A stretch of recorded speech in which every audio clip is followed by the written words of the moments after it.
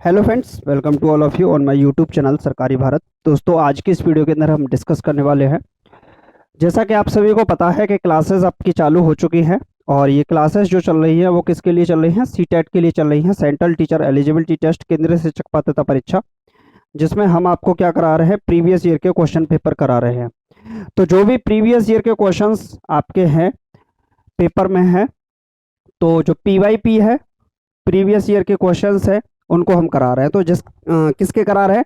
वो भी child development and pedagogy यानी कि CDP के क्वेश्चंस को आपको कराया जा रहा है, ताकि आप लोग जो भी क्वेश्चंस एग्जामिनेशन में आते हैं उन सभी क्वेश्चंस को टैकल कर पाएं। तो कल मैं इस पेपर के 15 क्वेश्चन को कर चुका था, बाकी के जो 15 क्वेश्चन बचे हैं उनको मैं आज करा देता हूँ। क्लियर है? तो कुल मिलाकर हम पेपर वाइज कर रहे हैं, पेपर्स का ही सॉल्यूशन कर रहे हैं, जो पेपर्स है सीटेट के। क्योंकि सीटेट की खास बात है कि वो अपने कम से कम 90 से 95% क्वेश्चंस को रिपीट करता है। टॉपिक वही रहते हैं, क्वेश्चंस सेम आते हैं, बाकी इनमें कोई डिफरेंस आपको देखने को मिलता नहीं है। क्लियर है? चलिए, तो पहला प्रश्न आपकी स्क्रीन पर है, समय बर्बाद नहीं करेंगे। फर्स्ट क्वेश्चन है, एक अध्यापिका, 1 मिनट। फर्स्ट क्वेश्चन है, एक अध्यापिका द्वारा अपनाई गई कौन सी युक्ति विद्यार्थियों के सृजनात्मक सोच को बढ़ावा देती है? क्रिएटिविटी को बढ़ावा देती है। क्रिएटिविटी की बात की जाए तो जब भी क्रिएटिविटी की बात की जाएगी तो इनोवेशन की बात की जाएगी, एक्सप्लोरेशन की बात की जाएगी, कुछ नया करने की बात की जाएगी। तो अध्यापिका द्वारा अपनाई गई कौन सी युक्ति होगी जो सृजनात्मक सोच को बढ़ावा देती है? ऑप्शंस है, बड़े बड़े गद्य कंठस्थ याद करने के लिए देना। कभी भी याद करने के लिए आप बात नहीं कहेंगे। जहां भी आपको कंठस्थ करने की, रोट मेमोराइजेशन की बात की जाए, वो आपका ऑप्शन ऑटोमेटिकली गलत ही हो जाएगा। अगर नॉट पूछा हो तो गलत बात, अलग बात है, लेकिन ये क्या होगा? कंठस्थ करना, आपका रोट मेमोराइजेशन जो होता है वो आपके आंसर को गलत ही कर देगा। ठीक, रटने की बात नहीं होगी। किसी समस्या को दर्शाने के लिए अभिसारी तरीके को प्रोत्साहित करना, प्रकार्यात्मक स्थिरता को पुरस्कृत करना, ऐसी समस्याएं प्रस्तुत करना जिनके लिए नवाचारी समाधान खोजने की जरूरत हो। चलिए, दो देखिए, सेकंड वाले ऑप्शन को अगर देखते हैं तो यहां पर है अभिसारी तरीके। दो तरीके के तरीके होते हैं, एक होता है सोचने का अभिसारी तरीका और एक होता है अपसारी तरीका। अभिसारी को बोलते हैं हम डाइवर्जेंट थिंकिंग, सॉरी, अभिसारी को बोलते हैं कन्वर्जेंट और इसको बोलते हैं डाइवर्जेंट। जब भी सोचने की बात आएगी, इनोवेशन की बात आएगी, एक्सप्लोरेशन की बात आएगी, क्रिएटिविटी की बात आएगी, ब्रेनस्टॉर्मिंग की बात आएगी, तो आप किस तरीके से सोचेंगे? अपसारी तरीके से सोचेंगे, ना कि अभिसारी तरीके से। अभिसारी तरीके का मतलब है किसी क्वेश्चन का आप एक ही तरीके से सॉल्यूशन निकालने की कोशिश कर रहे हैं तो वो अभिसारी हो गया। किसी क्वेश्चन का आप मल्टीपल तरीके से सॉल्यूशन निकालने की कोशिश कर रहे हैं तो वो होगा अपसारी तरीका, यानी कि डाइवर्जेंट थिंकिंग आपकी होगी। तो अभिसारी तो ये गलत ही हो गया। प्रकार्यात्मक स्थिरता को पुरस्कृत करना, कभी भी आप स्थिरता को पुरस्कृत करने की बात तो कभी होगी ही नहीं। ठीक, ऐसी समस्याएं प्रस्तुत करना जिनके लिए नवाचारी, मैंने बोला था इनोवेशंस, आप प्रॉब्लम को सॉल्व करने के लिए इनोवेशंस का, एक्सप्लोरेशन का यूज करोगे, मल्टीपल वेज का यूज करोगे, तो नवाचारी समाधान खोजने की जरूरत है। तो फोर्थ ऑप्शन इस सवाल का सही जवाब हो जाएगा। क्लियर है? चलिए नेक्स्ट। नेक्स्ट क्वेश्चन आपकी स्क्रीन पर है। क्वेश्चन है, successful inclusion of students belonging to the disadvantage group requires, वंचित वर्गों से संबंधित विद्यार्थियों के सफल समावेशन हेतु क्या जरूरी है? वंचित पृष्ठभूमि से आए हुए विद्यार्थी, वंचित पृष्ठभूमि से, वंचित सांस्कृतिक पृष्ठभूमि से आए हुए विद्यार्थियों के लिए क्या जरूरी है? उनके सफल समावेशन के लिए क्या जरूरी है? तो अनम्य पाठ्यक्रम, परीक्षा केंद्रित शिक्षा शास्त्र, उचित समायोजन या अगम्य दुर्गम्य इमारती संरचना, inflexible curriculum, exam centric pedagogy, reasonable accommodation, inaccessible infrastructure. तो देखिए, यहां पर अनम्य पाठ्यक्रम की बात की गई है, यानी कि इनफ्लेक्सिबल करिकुलम। करिकुलम कभी भी इनफ्लेक्सिबल नहीं होना चाहिए। करिकुलम कैसा होना चाहिए? करिकुलम होना चाहिए आपका फ्लेक्सिबल। फ्लेक्सिबिलिटी होना करिकुलम के अंदर बहुत ही ज़्यादा जरूरी है। जब तक फ्लेक्सिबिलिटी नहीं होगी, मल्टीपल बेस्ड प्रॉब्लम को सॉल्व करने के नहीं आ पाएंगे। तो फ्लेक्सिबिलिटी आपके करिकुलम के अंतर्गत होनी चाहिए। परीक्षा केंद्रित शिक्षा शास्त्र परीक्षा केंद्रित नहीं होनी चाहिए। ये परीक्षा केंद्रित ना होके कैसी होनी चाहिए? चाइल्ड सेंटर्ड होनी चाहिए। चाइल्ड सेंटर्ड एजुकेशन बोल सकते हैं। चाइल्ड सेंटर्ड एजुकेशन आपकी होनी चाहिए। ठीक। अगम्य या दुर्गम्य इमारती संरचना अगम्य नहीं होनी चाहिए, इनअसेसिबल नहीं होनी चाहिए, असेसिबल इंफ्रास्ट्रक्चर होना चाहिए। एक ऐसा इंफ्रास्ट्रक्चर होना चाहिए एक ऐसा इंफ्रास्ट्रक्चर होना चाहिए जिसमें बच्चे बहुत ही उचित तरीके से, सामान्य तरीके से पढ़ पाए। उचित समायोजन, रीजनेबल अकोमोडेशन, ये बिल्कुल सही होगा। अकोमोडेशन यानी कि समायोजन। समायोजन का मतलब हो गया बच्चे ऐसे वातावरण में पढ़ें जहां पर अपने आप को ढाल सके। तो ऑप्शन नंबर 3 इस सवाल का सही जवाब हो जाएगा। क्लियर है? नेक्स्ट। चलिए भाई, नेक्स्ट क्वेश्चन आ गया। क्वेश्चन है, which of the following principle underlies the philosophy of inclusion, equity, equality, segregation, discrimination. निम्न में से किस सिद्धांत पर समावेशन की विचारधारा आधारित है? समावेशन की विचारधारा, इंक्लूजन की बात की गई है, तो इंक्लूजन की बात जब भी की जाएगी तो आप सेग्रीगेशन कभी भी नहीं करेंगे, डिस्क्रिमिनेशन कभी भी नहीं करेंगे, लेवलिंग कभी नहीं करेंगे, रैंकिंग कभी नहीं करेंगे। कॉम्पिटिटिव यानी कि प्रतिस्पर्धा की बात भी क्लासरूम के अंतर्गत नहीं करेंगे। ठीक। तो जब भी बात आएगी किसकी? समावेशन की। ये समावेशन का मतलब हो गया एक ऐसा क्लासरूम एक ऐसा एटमॉस्फेयर आप पैदा करेंगे जिसमें चाहे वो वंचित पृष्ठभूमि से आया हुआ बच्चा हो या फिर पिछड़े वर्ग से आया हुआ बच्चा हो, किसी अदर लैंग्वेज से आया हुआ बच्चा हो, सभी के लिए एक सामान्य वातावरण पैदा करेंगे। तो यहाँ पर अगर ऑप्शंस देखें तो क्या है? इक्विटी, इक्वलिटी, सेग्रीगेशन और डिस्क्रिमिनेशन। ये तो दोनों आपके निपटी गए। बात करें इक्विटी और इक्वलिटी, देखिए जब इक्विटी की बात की जाती है तो इक्वलिटी ऑटोमेटिकली उसके अंतर्गत आ जाती है। ठीक। तो इक्वलिटी की हमें जरूरत ही नहीं। अगर इक्विटी ऑप्शन ना होता तो हम इक्वलिटी लगाते, लेकिन इक्विटी है तो इक्विटी के अंतर्गत ही क्या आ जाता है? इक्वलिटी आ जाता है। तो ऑप्शन नंबर फर्स्ट ही आपका क्या हो जाएगा? सही हो जाएगा, समता। क्लियर? नेक्स्ट। नेक्स्ट क्वेश्चन है, students having attention deficit hyperactivity disorder typically tends to be. इसका मतलब है अवधान न्यूनता अतिक्रियाशीलता विकार, ADHD से जूझते विद्यार्थियों में निम्न में से कौन सा अभिलक्षण अक्सर पाया जाता है? यानी कि एक ऐसा विद्यार्थी जिसमें क्या है? ADHD की प्रॉब्लम है। चलिए मैं आपको बताता हूं। एक है डिसकैलकुलिया। अगर डिसकैलकुलिया है तो उसका मतलब क्या है? वो गणितीय संक्रियाओं को करने में अक्षम है। गणितीय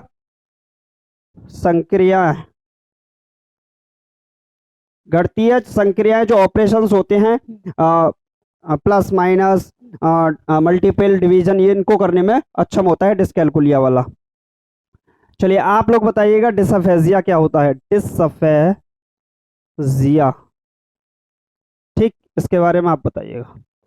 तो इसमें से कौन सा होगा? ऑप्शन है आपके उच्च स्तरीय तौर से व्यवस्थित होना, बहुत सचेत होना, लंबे निर्देशों को सुनते समय धैर्यवान रहना और आकुल होना। देखिए उच्च स्तरीय तौर से व्यवस्थित है, अगर आप व्यवस्थित ही हैं तो आपके अंदर attention deficit hyperactivity disorder ADHD होगा ही नहीं।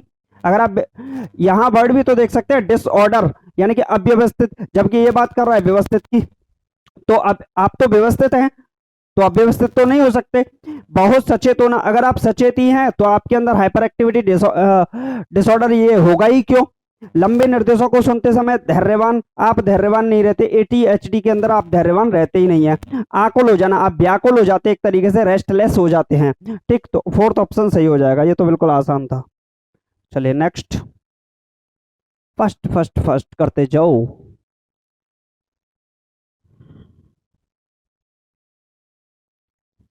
नेक्स्ट क्वेश्चन है, students who are creative are likely to.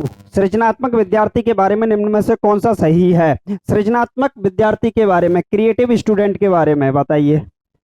Creative student के बारे में बताना है। जब भी क्रिएटिव की बात की जाएगी तो इनोवेशन की बात की जाएगी, एक्सप्लोरेशन की बात की जाएगी, प्रॉब्लम को मल्टीपल वेज में सॉल्व करने की बात की जाएगी। ठीक, तो यहाँ पर अगर सृजनात्मक विद्यार्थी के बारे में क्या सही है तो ऑप्शंस देखते हैं क्या है। ऑप्शन है वे कार्य को समझने में काफी समय लेते हैं।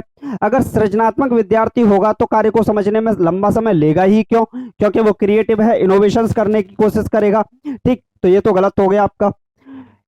वे नवीन और मूल विचार सुझाते हैं, come up with innovative original ideas. देखिए मैंने अभी बोला था इनोवेशंस की ओर जाएंगे वो। अगर क्रिएटिव स्टूडेंट है तो वो इनोवेशंस एक्सप्लोरेशन की बात करेगा, अनुसंधान की बात करेगा। तो यानी कि क्या है, वे नवीन और मूल विचार सुझाते हैं। तो ऑप्शन सेकंड क्या हो जाएगा, बिल्कुल सही। बाकी ऑप्शन देख लेते हैं। वे अपनी सहपाठियों के मुकाबले संज्ञानात्मक विकास में पिछड़े होते हैं, ऐसा बोलना तो गलत है। यानी कि विद्यार्थियों के अंतर्गत आप क्या कर रहे हो, एक तरीके से आप उनके अंदर प्रतिस्पर्धा बना रहे हो, जो कि गलत होगा। संज्ञानात्मक विकास की बात करें तो संज्ञानात्मक विकास की बात किसने की थी, संज्ञानात्मक विकास की बात की थी जीन पियाजे ने। किसने बात की थी, जीन पियाजे साहब ने की थी संज्ञानात्मक विकास की बात। तो ये भी गलत हो जाएगा। उन्होंने विषय वस्तु को समझने में काफी मेहनत लगती है। क्रिएटिव स्टूडेंट को समझने में मेहनत क्यों लगेगी, ठीक, ये भी गलत है। क्रिएटिव स्टूडेंट है उसको मेहनत नहीं लगेगी, जबकि वो तो फास्ट और करेगा, इनोवेशंस के थ्रू नए नए वेज तरीके खोजने की कोशिश करेगा। चलिए नेक्स्ट क्वेश्चन। क्वेश्चन है, स्वलीनता कई प्रकार के क्षेत्रों में चुनौती पैदा करती है, फिर भी स्वलीनता से जूझते विद्यार्थियों में निम्न में से कौन सा सामर्थ्य होता है जिसका अध्यापिका सदुपयोग कर सकती है। एक ऐसा विद्यार्थी है जिसकी किसकी प्रॉब्लम है, ऑटिज्म की प्रॉब्लम है, ऑटिज्म की प्रॉब्लम है। ठीक, तो व्यापक तथ्यात्मक जानकारी का प्रतिधारण, सामाजिक परिस्थितियों का सही विवेचन, संज्ञानात्मक नम्यता, अपनी भावनाओं का सटीक संप्रेषण। तो इसका फर्स्ट ऑप्शन सही होता है। व्यापक तथ्यात्मक जानकारी का प्रतिधारण अगर टीचर करती है तो क्या होगा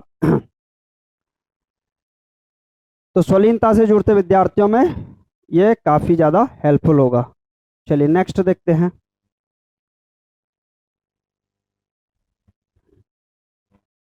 नेक्स्ट है, in order to enhance effective and meaningful learning for students a teacher should emphasize on।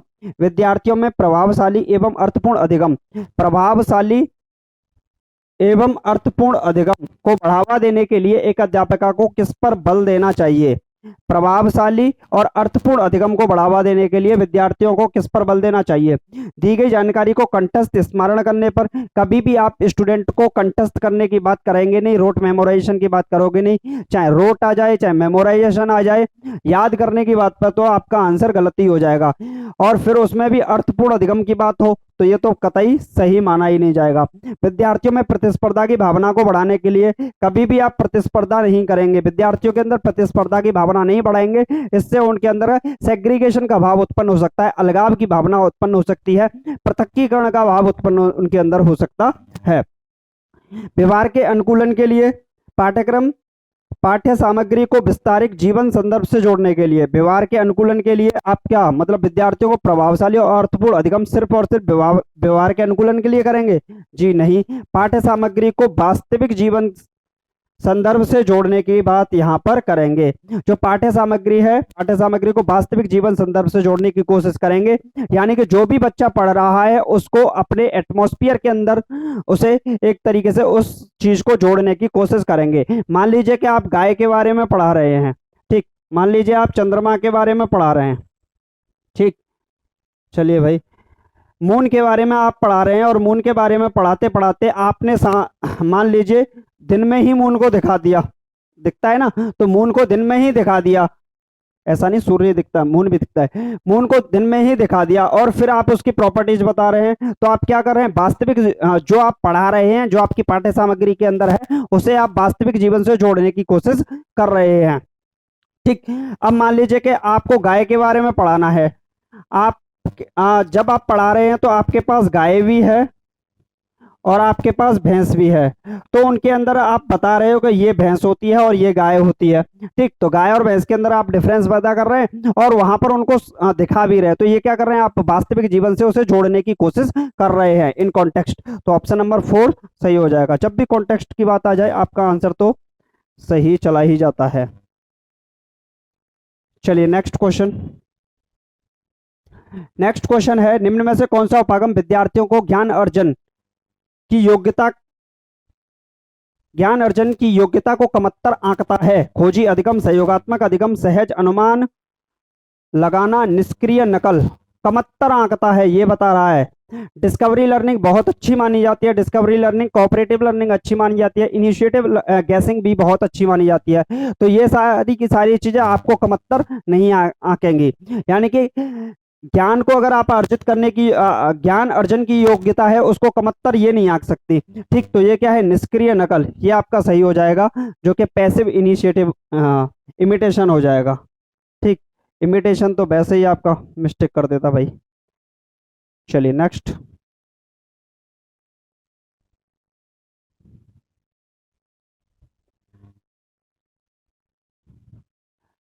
Next question है, किसी नए संप्रत्य को पढ़ाने के समय एक अध्यापिका को विद्यार्थियों के पूर्व ज्ञान को सक्रिय करना चाहिए। बात तो बिल्कुल सही है, स्टेटमेंट बोला है। ये क्या बोला है? स्टेटमेंट। किसी नए संप्रत्य, जब आप किसी न्यू कॉन्सेप्ट को पढ़ा रहे हैं तो टीचर को क्या करना चाहिए? टीचर को क्या करना चाहिए? विद्यार्थियों के पूर्व ज्ञान को सक्रिय करना चाहिए। अगर पूर्व ज्ञान को सक्रिय टीचर कर रहा है, इसका मतलब मान लीजिए टीचर ने कल पढ़ाया पाइथागोरस प्रमेय के बारे में, पाइथागोरस के बारे में। ठीक, पाइथागोरस प्रमेय के बारे में टीचर ने कल पढ़ाया, और आज क्या कर रहा है? उस पाइथागोरस प्रमेय से क्या कर रहा है? वो उसके क्वेश्चंस को सॉल्व करवाने की कोशिश कर रहा है, मान लीजिए। ठीक, तो टीचर क्या कर रहा है? पाइथागोरस प्रमेय का यूज करके सॉल्व करवाने की कोशिश कर रहा है। यानी कि जो उसने कल सीखा था उससे नए ज्ञान को जोड़ने का प्रयास कर रहा है। तो जब भी ऐसा होता है, पूर्व ज्ञान से नए ज्ञान को जोड़ने की बात की जाती है, तो हम इसको स्कीमा के अंतर्गत भी आंकते हैं। ठीक, तो क्या होगा? पूर्व ज्ञान को सक्रिय करना चाहता है। तो बात तो बिल्कुल सही है, और ऐसा करना भी चाहिए टीचर को।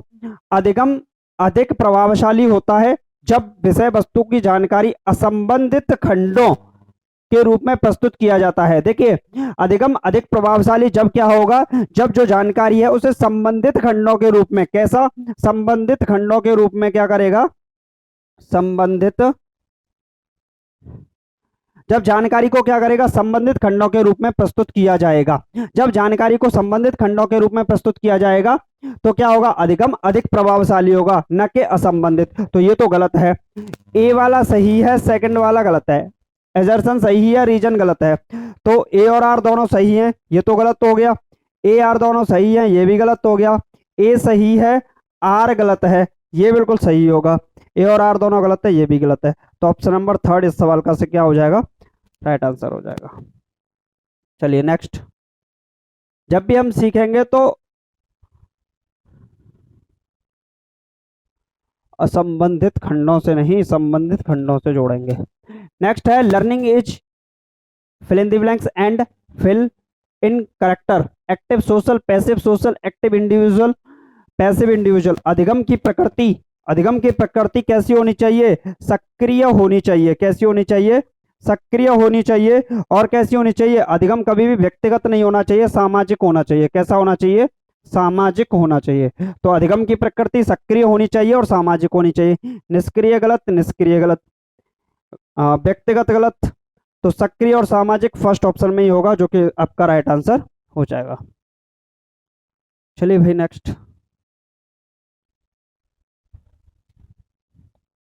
नेक्स्ट क्वेश्चन है, which of the following are effective problem solving categories.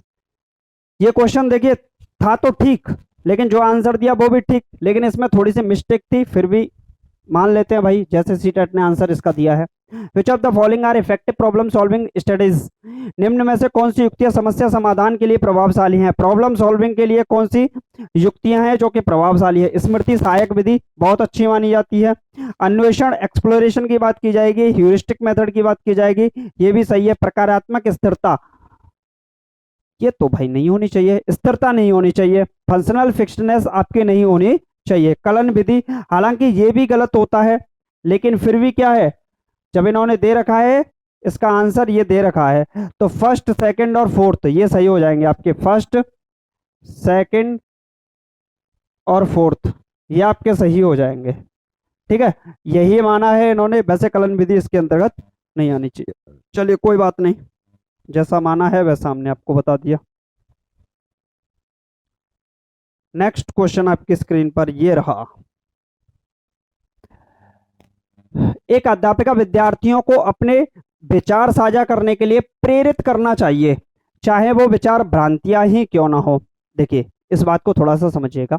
एक टीचर को अपने स्टूडेंट से ये बोलना चाहिए, मतलब ऐसा नहीं है डरा धमका के रहे उनको। टीचर को क्या करना चाहिए, जो स्टूडेंट हैं उनसे क्वेश्चन पूछने के लिए उन्हें अनुमति देनी चाहिए। ऐसा नहीं है कि आप बच्चे को क्वेश्चन पूछेगा ही नहीं, आप एक डंडे में आंकने लग जाएंगे उसे, ऐसा नहीं करेंगे। तो क्या करेंगे, एक अध्यापिका क्या करेगी, विद्यार्थियों को अपने विचार साझा करने के लिए प्रेरित करना चाहिए, चाहे वो जो सच कैसा भी प्रश्न करे। एक बार मैं पढ़ा रहा था, ठीक, पढ़ाते पढ़ाते मैथ्स की क्लास चल रही थी और पढ़ाते पढ़ाते 10th क्लास का था। तो 10th क्लास का एक स्टूडेंट बोलता है, सर्दियों का समय था, तो सर्दियों के समय पर एक स्टूडेंट मेरे से बोलने लगा, सर और मुझे ऐसा लगता है कि सर्दियां इस चांद की वजह से आती है, मून की वजह से आती है। मैंने बोला ऐसा क्यों, मुझे ऐसा लगता है यही सर्दी फेंकता है, ठंड फेंकता है। मैंने बोला भाई ऐसा नहीं है, लेकिन मैंने उसको रोका नहीं। फिर मैंने उससे पूछा ऐसा तुम्हें क्यों लगता है, तो उसने एक एक करके बहुत सारी बातें बताई जो कि बिल्कुल ही मिथ्या थी, गलत थी। तो ऐसा जब भी है तो आप उसे पूछने दें, उसकी जो भ्रांति है, उसकी जो भ्रांति है, आज वो गलती कर रहा है, अगर गलत चीज पूछेगा तभी तो सही पूछेगा, ठीक, आज वो गलती कर रहा है कल वो तभी तो सही करेगा। तो आप उन्हें पूछने दें, उनकी भ्रांतियों को रोके ना। तो ये तो बात अच्छी है। तर्क क्या है, भ्रांतियां विद्यार्थियों द्वारा गठित सहज सिद्धांत होती हैं। विद्यार्थियों के द्वारा सहज क्या होती हैं, सिद्धांत होती हैं। तो ये तो ठीक बात है भाई। नेव थ्योरी जो होती हैं भोली वाले होते हैं, और अधिगम प्रक्रिया को महत्वपूर्ण हो, अधिगम प्रक्रिया के लिए महत्वपूर्ण होती है। ये भी बात सही है, अधिगम बच्चा तभी कर पाएगा। तो ऑप्शन ये भी सही है, ये भी सही है। ए और आर दोनों सही है, ए और आर दोनों सही हैं। आर ए की सही व्याख्या करता है। आप बोलोगे क्यों, क्योंकि अधिगम तो यहाँ कर ही रहा था और इससे इसको इसने जोड़ दिया। भ्रांति की बात यहाँ की थी, फिर भ्रांति की बात की, तो इससे इसने इसको जोड़ने की भी कोशिश की। चलिए भाई नेक्स्ट। नेक्स्ट है, संवेग और संज्ञान के संदर्भ में निम्न में से कौन सा सही है। Which of the following statement is correct about emotions and cognition. Emotion और कॉग्निशन के बारे में कौन सा सही है। चलिए देख लेते हैं। उच्च स्तरीय दुश्चिंता समस्या समाधान के कौशलों को बेहतर करती है। दुश्चिंता, high anxiety improves problem solving skill. High anxiety, anxiety तो नहीं है भाई, ठीक। इमोशंस और कॉग्निशन का काम ये तो है नहीं, संवेग और संज्ञान का। संवेग का मतलब क्या होता है, एक तरीके से एब्स्ट्रैक्ट आइडियाज बोल सकते हैं। क्या बोल सकते हैं, एब्स्ट्रैक्ट आइडियाज बोल सकते हैं, भाव बोल सकते हैं। और संज्ञान का मतलब होता है किसी चीज के बारे में जानना, किसी चीज के बारे में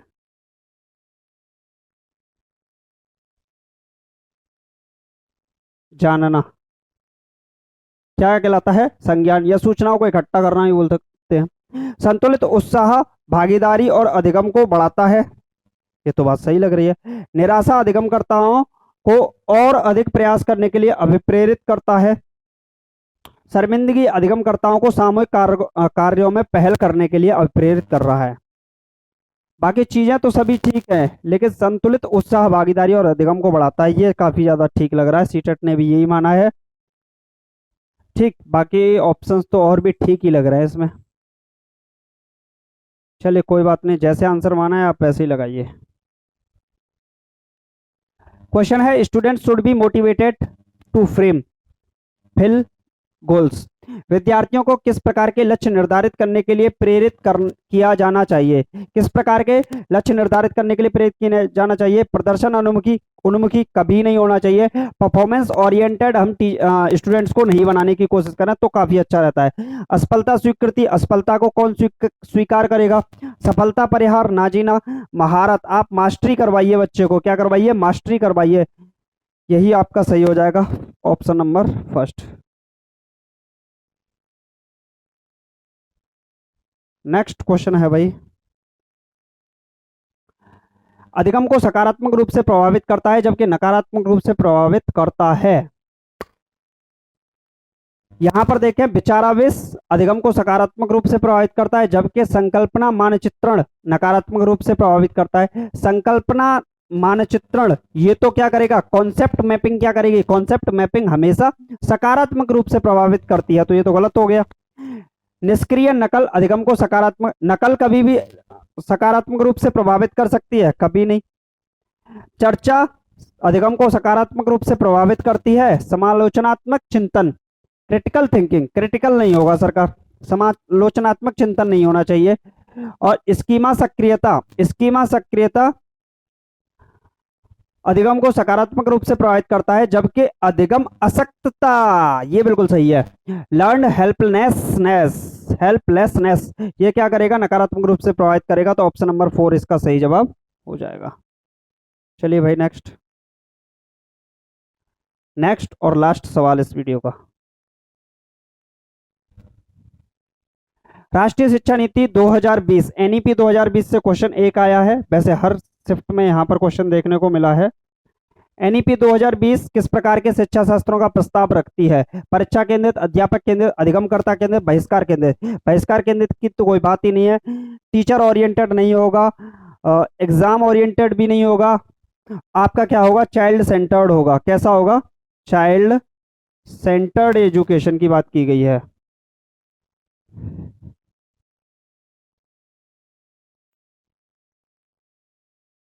चाइल्ड सेंटर्ड एजुकेशन की बात की गई है, तो कौन सा सही हो जाएगा, ऑप्शन नंबर 3 इसका लर्नर सेंट्रिक हो जाएगा।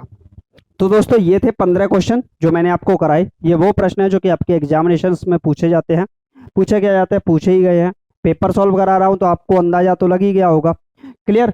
तो बाकी के जितने भी पेपर्स हैं हम उनको भी धीरे धीरे सॉल्व कराएंगे, आपको चिंता मत करिए, सारे के सारे पेपर्स को सॉल्व करा देंगे धीरे धीरे। उम्मीद है आपको वीडियो अच्छा लगा होगा। अच्छा लगा लाइक कर दीजिएगा, सब्सक्राइब कर दीजिएगा, करिए मत करिए कोई दिक्कत नहीं, क्लास लेते रहिए, इसका बेनिफिट उठाइए। Thank you for watching this video. मिलते हैं नेक्स्ट कल।